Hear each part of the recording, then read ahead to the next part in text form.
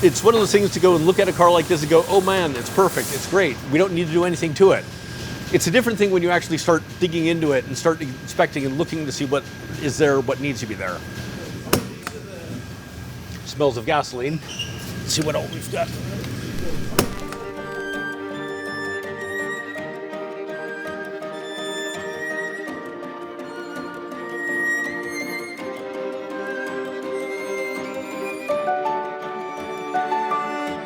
In our last episode, we got a call from a woman whose late husband had a 1960 Maserati 3500 GT, a car that had been parked in their garage since the early 1990s. After a cursory inspection, it was clear this car could be brought back to drivable condition with a reasonable amount of effort. So Amy and I purchased the Maserati and brought it to Vintage Underground Restorations in Eugene, Oregon, where we have started the process of uncovering what 35 years of storage has done and what it will take to bring this beautiful Italian Grand Tourer back to life. Join us as we continue our journey alongside Vintage Underground's team of skilled technicians and craftsmen as we return this particularly special automobile, forgotten for decades, back to its former glory.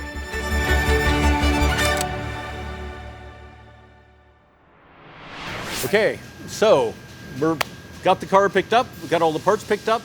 We're here at Vintage Underground in their mechanical side, essentially. Well, technically we're in paint and body right now, but it's just passing through this area. It'll go into the mechanical side, and we'll start doing an assessment of sort of what the actual condition of this car is. Do you want to have pictures that we just barely got started? So we I can, didn't know if it was... No, I wouldn't stress over it. Not that Just go ahead and carry things out. Yeah.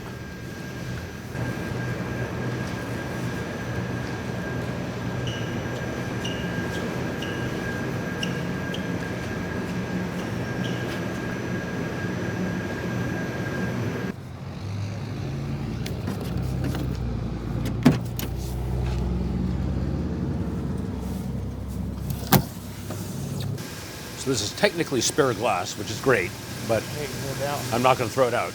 Yeah. Is it rear panel? Rear and front Rear glass. And front? Oh, wow. Yep. This is probably out of the second car that they had, the wrecked one. So they took apart one car to restore this one. And so they're definitely spare parts. And so we need to kind of figure out what we need, what's spare, kind of go from there. Because the engine's out of it in pieces.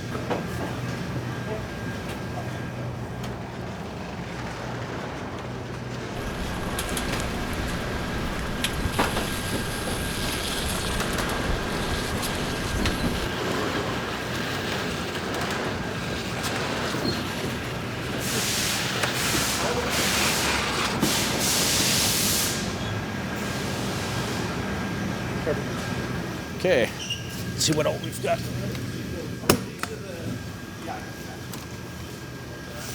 In the trunk here, smells of gasoline. Not a massive surprise. Still have a battery in the battery box. I'm sure it's toast. Just looking to see. There's a water pump, a bigger water pump. Various cooling hoses, our drive shafts back here. That looks like a heater core. So that's interesting. We've got the radiator out of it here. That is side panel, probably over the battery. Oh, that's good. It's our generator. Another piece of rope. Heater valve. So this typical Italian part. You don't want hot water going in the heater. Shut this valve, and now water doesn't flow through.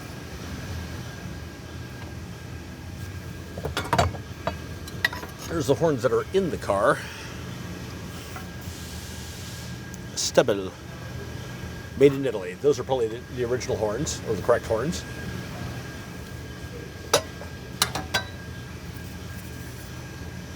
That, I think, is an oil separator breather. Probably comes off the head. This is sort of a guess, but probably comes off the head, captures vapor, drains it back into the oil pan.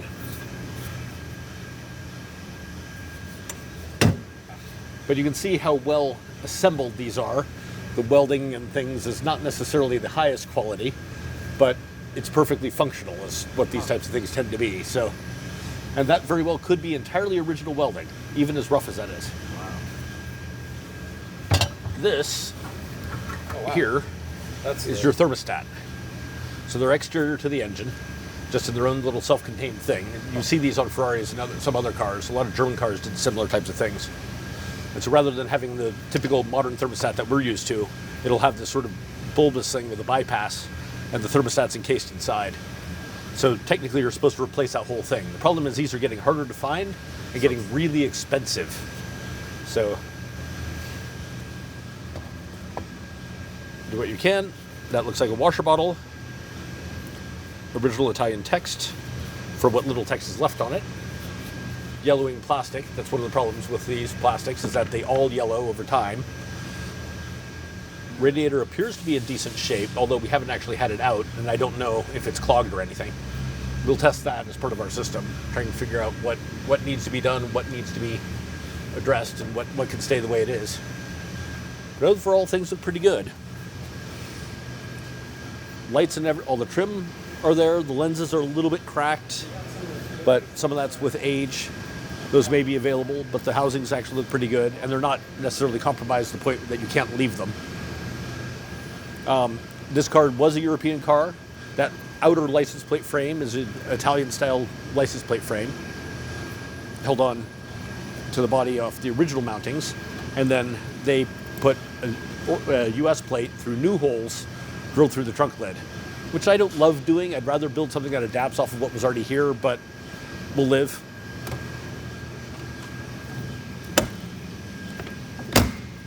Closes and seals pretty well. All the trim looks good. The rear lights all look good. So interior shows some signs of issues, but not major. It's all been redone. So from that end, it's not necessarily bad, except they didn't necessarily pick the right materials. This velour fabric insert in the seats isn't original, and in the right light, it kind of looks very plasticky.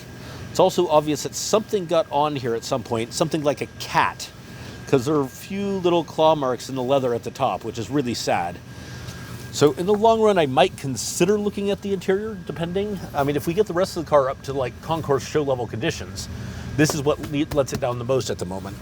That doesn't mean it's not usable, but we'll see. The carpet actually looks like it is wool carpet. That's a positive. That's what it originally would have been. So it's mostly just the seats. I love the visors of this style because they are transparent, smoked visors, so you can flip it down and still see through it. I wish more cars did that. There's a little bit of failure of chrome on the visor arms and things. There's some bits that didn't necessarily get re-chromed when they redid the interior previously. All the rubber is new and still has mold release all over it. That's white powdery stuff that's on them, and that's actually from when the rubber was made. It's a pain to clean off and clean off well, but it is doable, so we might be able to save that. It still feels pretty good, so we probably aren't going to replace any of the rubber at this point. And I don't see much reason to tear apart the inside of the car more than we have to. Transmission tunnel's out, but it is right here in the back, sort of back seat area, so that shouldn't be too hard to put back together. Let's see, I was going to check first, second, third, fourth. I think this is a 5-speed. I know that they built these with 5 speeds and 4 speeds, and I didn't know which one this is. I think this is a 5-speed. Oh, that'd be awesome. That'd be absolutely fantastic. Let's see. Yeah. Shift knob, just says Maserati on it. Oh, that's cool. These are elegant little mechanical levers and switches. Wow. Nice and slender, pretty little switches. There's one of the 2 original Superleggera badges. These are available, fortunately, because one of them is definitely broken beyond repair. So we might replace it. All the gauges look good. The odometer reads 50,930 kilometers. Now, whether that's 150,000 or just 50,000, I don't know. And since there's another set in the box, I don't know if they're the original ones or not. So it could be that this is only a 50,000 kilometer car that got restored. There is no real signs of accident damage on this car. I mean, if we go look in the front, if we pop the hood,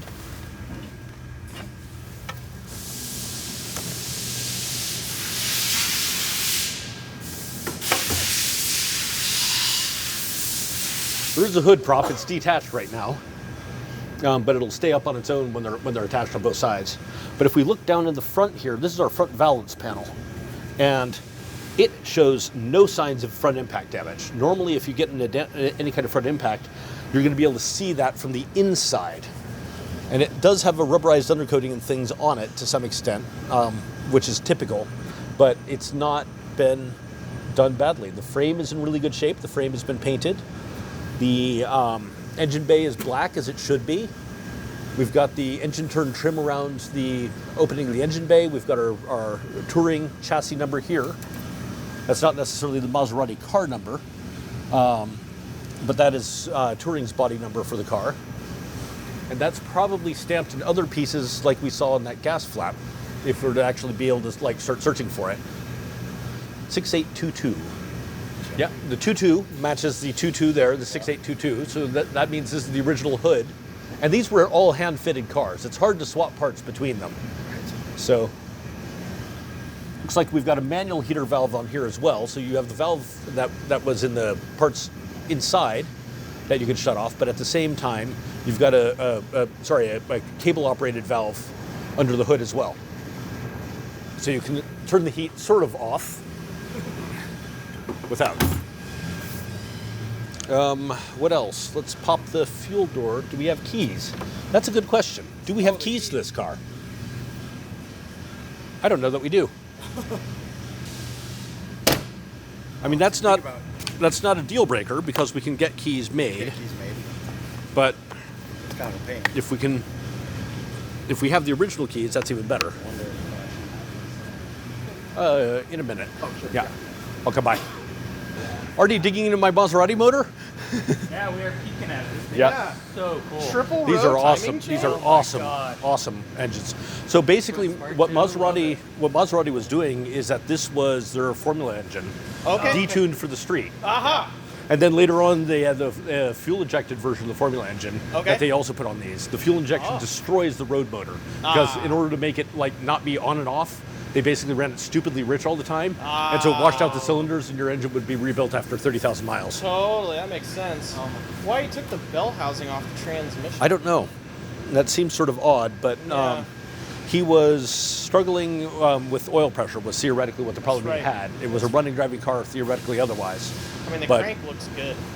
Yeah, Crank we were looks just good. looking at that, like, Yeah. oh, Cylinder walls are rusty, but Yeah. there's- yeah. you're going to be boring and honing anyway right. and Yeah. rebuilding. You're Right. probably So- getting one-off pistons anyway. Yeah, and, This is not and a- we have no pistons, no connecting rods. Those are missing. Oh, Oh, so yeah, you're no. So we needed to get pistons anyway. Yeah. Right. Yeah. So- at that point, Yeah. it's not even a big deal. Very Yep. cool. That's Triple so- But the row head timing hasn't been taken apart, which is good. So we Okay. still Yeah. have the cams, we still have the caps. Yeah, I whatever hope they're still in the shims same are gonna order. be. Yeah, oh, totally. Yeah. So I mean the carbs are still on the head. So to me it's like okay, they probably just pulled it as Yep. is. Yep, totally. Oh, that's Fantastic. so cool to see Yeah. that like that. I haven't looked at the underside of the head yet either. So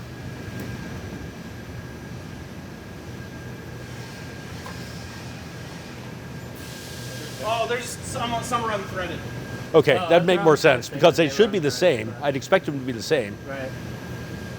BPR 5ESs or BPR 6ESs right. would be what would probably be in it. So it should be rebuildable. Totally. We're missing the trumpets off the carbs. They obviously had them inside the air filters, so they may be somewhere. And I don't know that we have the air filters themselves, but I don't know that that's the original air filter setup on this either. Sure. Right.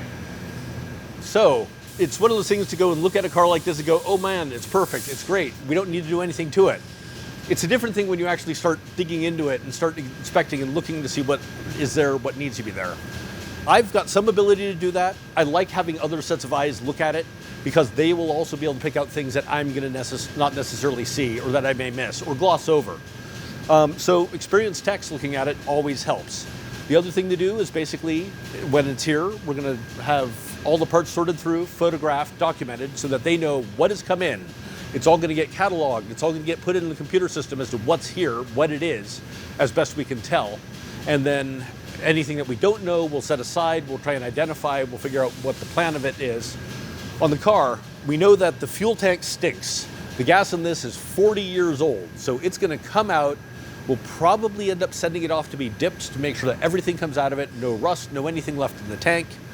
Recoat the inside, repaint it, it'll go back in the car as a pristine, dang near new quality fuel tank.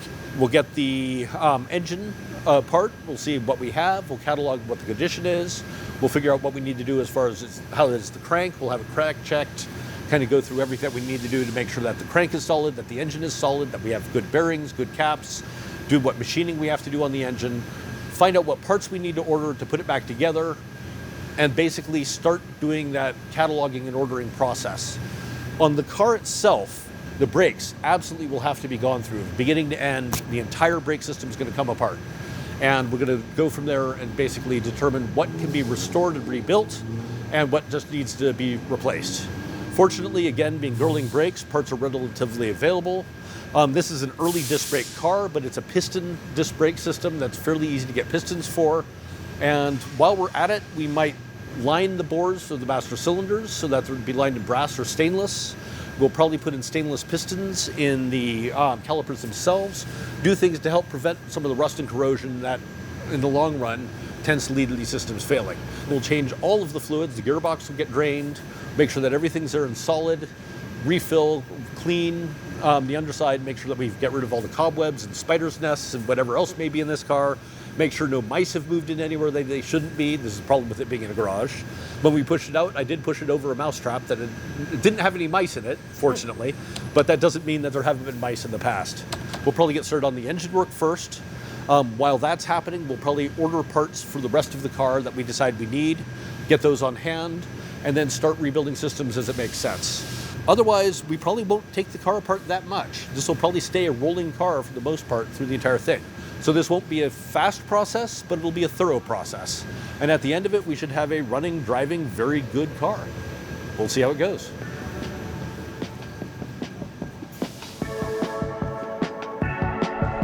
So us exhuming this 1960 Maserati 3500 GT is really only the start of the process. This car sat so long that a lot of things really need to be addressed. We're going to be going over that with Vintage Underground Restorations. They are really a premier location to do cars like this. They focus on European cars, primarily Italian and British, and they do everything from the very beginning of the process all the way through paint, body, upholstery, mechanical, everything that they need to do to basically get a car from the roughest state to a fully restored car. This is a small project for them because we aren't looking at doing a full restoration here. But there are going to be elements that we're going to be tying into almost every service of what they have as we go over and evaluate this car to get it back on the road. Follow along as we go through that process. We're going to be working with them exclusively on this. You'll have a little bit of content from them, you'll have some content from us, but the main goal here is really to have this out there as what does it take to take a car that's been sitting for 35 years, bring it back to life, and get it back on the road. We are really excited to have you come along with us on this journey from the very start. We've had a lot of comments asking about what does it take to restore a car? How do you pick a car?